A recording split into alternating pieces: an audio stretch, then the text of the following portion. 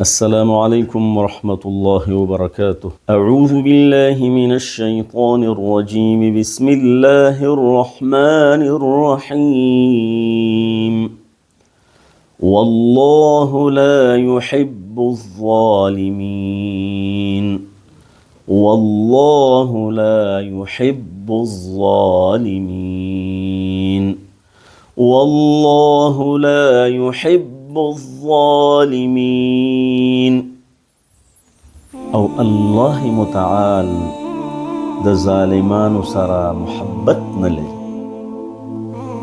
ظلم او ستم او زیاتی او بیعدالتی او بإنصافی دا د الله تعالی خوښه نه ده.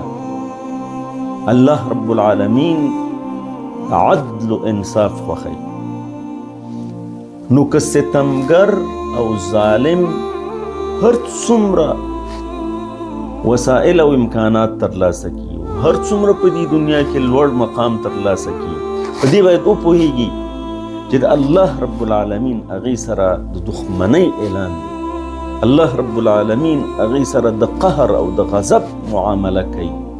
هغه د الله تعالی د رحم او مهرباني او شفقت نه محروم دی، ځکه الله رب العالمین خپل محبت دا غنه نفي کړی دی. یعنی معنا دا ده چې محبت ترې نفي دی او د هغې قهر او غضب هغه ته متوجه دی.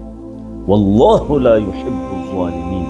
وی مسلمانه د ظلم نه ځان وساته، بې عدالتۍ او بې انصافۍ نه ځان وساته، ځکه که چېرته ظالم شوي او د ظالمانو په صف کې ودرېدي نو الله تعالی خپل محبت تا نه نفي کړی دی، په دې معنا چې د هغې د قهر او د غضب مستحق دی.